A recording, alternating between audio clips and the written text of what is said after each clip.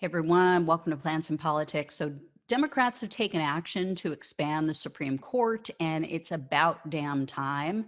They plan to add 4 seats, or they're trying to add 4 seats, I should say. That would take the total number of Supreme Court justices to 13.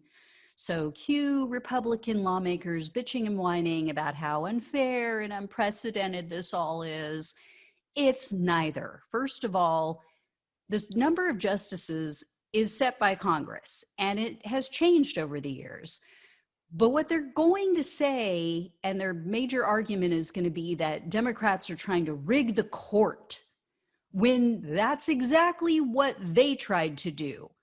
As you probably recall, if you live in the US, when Supreme Court Justice Antonin Scalia died suddenly in 2016, Republicans who had control of the Senate and the House, led by Mitch McConnell, made up this bullshit excuse that President Obama couldn't put a new judge on the Supreme Court because it was an election year. So McConnell, as I said, who held all of the power in the Senate at that time, refused to even bring Obama's nomination up for a vote. It was Merrick Garland, who is now our Attorney General. And McConnell held that seat open for almost an entire year. So for that almost entire year, we were short one Supreme Court justice. Then just months before the end of Trump's term, Supreme Court Justice Ruth Bader Ginsburg passed away. And McConnell, what do you know, all of a sudden did a 180, and he threw his bullshit excuse right out the window, and he rushed through a new judge and put Amy Coney Barrett on the Supreme Court. We all knew he would. He made no secret of it. When Justice Ginsburg was struggling with cancer, they asked him, hey, it's an election year. Will you abide by the guidelines that you set up? Will you continue with that rule that he made up, by the way, about not seating a new judge in an election year? And he literally laughed and said, if a seat opens up, I'm going to fill it immediately. The guy is so vile. And he made no secret also about how Trump was able to nominate and fill so many lower court seats because they had been left vacant by Obama. And the Republicans love to talk about that. They love to say, oh, Obama didn't do his job. He didn't fill these seats. That was also McConnell's fault. Take a look and listen to what he told Sean Hannity. He admits it.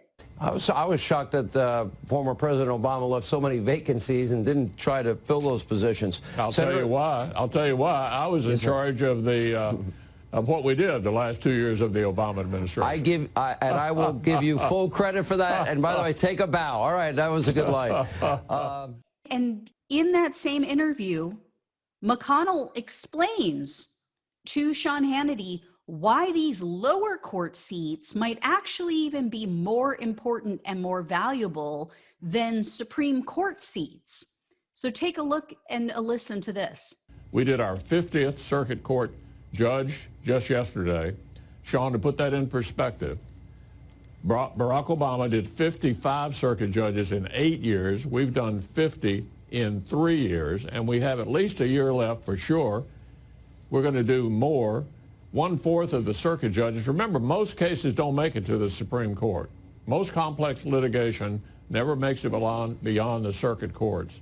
This has been the most long-lasting, important contribution the president could make well into the future, far beyond his tenure in office. So as I said, this man is pure evil. He plays dirty, and it's why Republican voters put up with him. They don't care for him. They don't like him any more than people on the left do. They know he's in bed with corporate interests. They know his wife is completely corrupt, but he uses his power to give them conservative judges. So I guess they believe that the ends justifies the means. I must have missed that part in the Bible.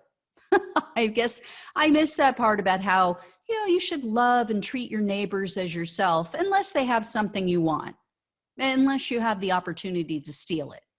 Party of family values, God and guns. So here's the thing. I've heard people say that this is just tit for tat. And just because Republicans stole a couple of Supreme Court seats, now Democrats are going to try to play dirty too, and they're going to try to tip the scales in their favor. Right now, the courts are so overwhelmingly tilted in conservatives' favor. It's unbelievable. So I don't know how other people are feeling about it, but I just want to see it brought back to center. Even though I'm a hardcore progressive, I'm not in favor of acting the same way the Republicans act all the time. I'm not in favor of tilting the court to the hard left. Would I like to see hard left policies, truly progressive policies? Yes. But I also firmly believe in equal treatment and equality and fairness. I want to see, and what I think millions of others want to see, is a level playing field. As it stands right now, the Supreme Court is just completely lopsided and unfair. You have only 3 liberal-leaning judges, and you have 6 conservative judges. I don't think this expansion effort will work, just to be clear. I think it's unlikely unless Senate Democrats start placing pressure on corporate shills like Joe Manchin and Kyrsten Sinema to get rid of the filibuster and reduce the vote requirement. Not much of anything is going to get through Congress from here on out. With either 51 votes or 60 votes needed to pass various pieces of legislation and make changes, depending on what it is, and Democrats holding only 50 seats in the Senate, this is all for show. I believe that's what it's about. Senate Majority Leader, Democrat Chuck Schumer, is up for re-election next year. He's facing a lot of pressure from the progressive wing of the party because people are urging Alexandria Ocasio-Cortez to run against him. So he's feeling that pressure. So I think he's pretending to support this change while knowing that it's probably going nowhere. And here's why. Schumer is also corporate owned. He's a corporate Democrat.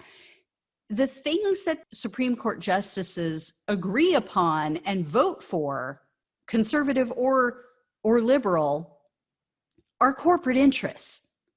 So it's the one area where there's overlap between the establishment Republicans and establishment Democrats.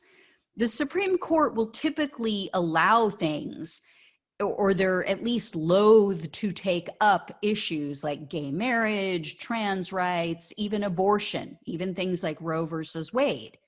They don't want to relitigate those matters.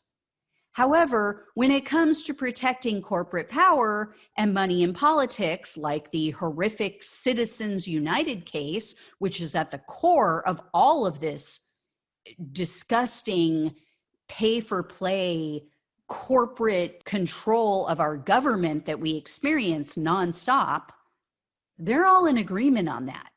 And corporate Democrats like Schumer, they don't care to upset that apple cart because they know which side their bread is buttered on. So I doubt that this is going to happen. I would be shocked if it does, but I'll let you know if I hear any more. As always, please like, share, and subscribe. Thanks so much for watching and listening. Take care, and I'll talk with you soon.